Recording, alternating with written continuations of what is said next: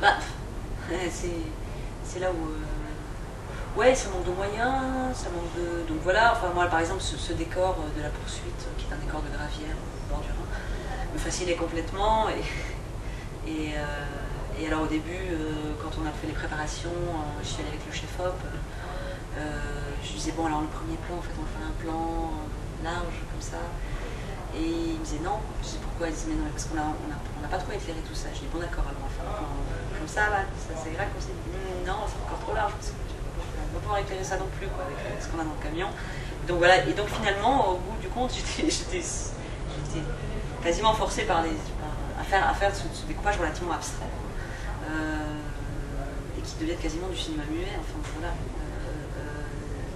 Mais c'est pas grave, je pense que c'est aussi un truc de... on s'adapte à l'économie dans laquelle on est, et on trouve des solutions, et on essaie d'être inventif avec les contraintes que le manque de moyens nous impose.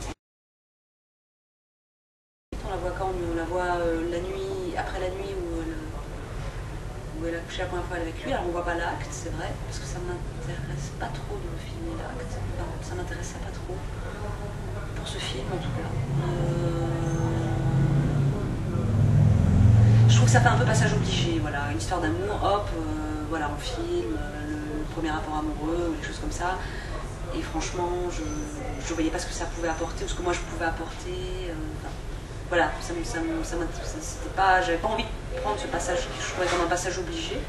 Et en revanche, oui, la nudité est peut-être assez présente de manière relativement triviale, mais pour moi complètement justifiée. Enfin,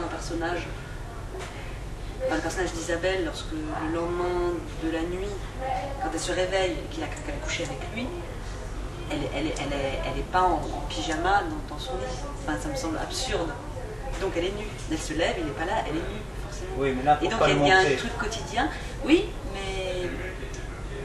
mais parce que ça m'importait de montrer ce moment-là où elle se retrouve seule. Et que c'est la première fois qu'on la voit seule dans le film. Et de la même manière, quand elle va se baigner après... Oui, alors là, c'est une nudité éclatante. Là, on le sent mieux, parce que c'est une certaine liberté de nature, voilà, c'est plus naturel. Ouais. Non, pour moi, c'était justifié. Enfin, disons que si je voulais montrer ce moment-là, il fallait que je la montre comme ça. Je pouvais pas... c'est comme... Enfin, voilà. C'était induire quelque chose de très étrange. Si je la filmais au lendemain de sa première nuit d'amour en chemise de nuit. Ça semble étrange. D'accord. Ouais. C'est vrai qu'elle est beaucoup plus présente dans la deuxième partie que la première partie. Qu'elle est plutôt... Il y en a dans la première partie, mais elle est tout le temps diégétique. C'est-à-dire que ce n'est pas une musique extra-diégétique, il y a toujours une source dans l'image, que ce soit la voisine au-dessus, que ce soit au café, un truc qui sort du jukebox.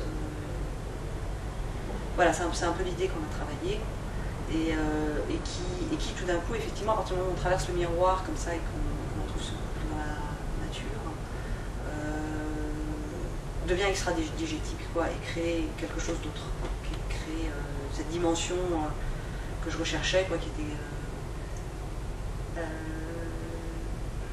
qui faisait dériver le film vers, je sais pas, les bayous de Louisiane plus que les marécages au bord du Rhin, on va dire.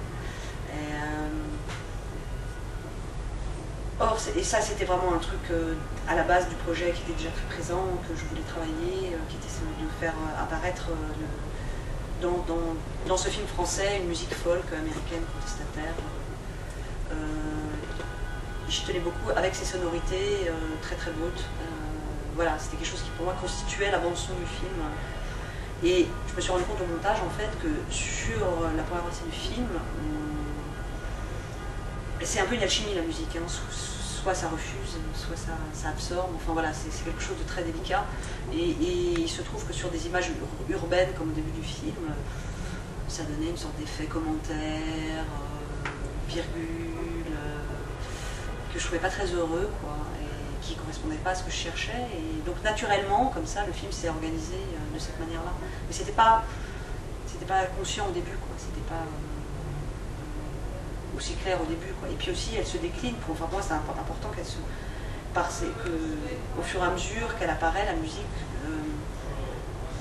nous fasse remonter dans le temps, jusqu'à être quelque chose de très primitif, cette musique pilée à la fin.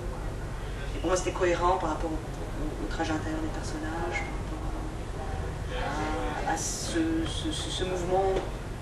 C'est comme si la musique accompagnait leur mouvement aussi, qui eux remontent le temps et retombent en enfance, on va dire, et se défont comme ça de leur enveloppe sociale aussi. Enfin voilà, tout ça devenait cohérent, je trouve, avec la musique et comment elle se déclinait à travers le film. Donc c'est pas vraiment une bande son, c'est une déclinaison ou un collage, moi je dirais. C'est plus un collage qu'une vraie partition musicale qui viendrait lisser le film et lui donner au contraire. C'est ça, je dirais au contraire. M'intéressait parce que je trouvais qu'il était... J'avais toujours l'impression quand je le voyais qu'il valait plus que ce qu'on lui demandait. Enfin, qu'il était capable de plus, de mieux. Et j'aimais ses colères, je trouvais très juste. C'est quelqu'un qui s'est illustré comme ça, beaucoup de sang, ou ses déclarations relativement cinglantes, sa manière de regarder le monde dans lequel il évoluait. Je le trouvais finalement quelqu'un de très sain dans un monde de fous, plutôt que l'inverse en fait. Enfin, je trouvais qu'il avait une très grande clairvoyance. Voilà, il m'intéressait comme ça. Et puis, et quand je l'ai rencontré, je me suis rendu compte que c'était le film, c'était vraiment un personnage, enfin il me l'a dit, hein, c'était vraiment un personnage qui le touchait parce qu'il faisait écho à plein de choses qu'il traversait. Et dans les 2 dernières années de sa vie, Guillaume, à mon avis, a fait des choix très précis sur les rôles qu'on lui proposait et qui devaient tous rentrer en résonance avec ses propres questionnements à lui, qu'ils soient d'ordre politique. Vous êtes rejoint sur ce projet? Ouais. Est-ce qu'il a voulu justement apporter des ingrédients particuliers, de même pour Florence, dans le personnage? Qu'est-ce qu'il a apporté, Guillaume? Moi, je l'ai laissé très libre sur le costume. Je savais que c'était quand même particulier de travailler avec un acteur qui aime le genre artificiel. C'est un secret pour personne. Et donc, voilà, il y a des choses où je le laissais très j'étais plus dans... Alors que je suis quand même assez... Je suis un peu têtue. Mais il y avait des choses où je savais qu'il fallait que je le laisse et qu'on soit dans le dialogue plutôt que dans tout ce qui avait trait à son corps en fait. Je voulais pas le brusquer, je voulais pas le faire souffrir, je voulais pas le... Pudeur, des choses en step. Oui.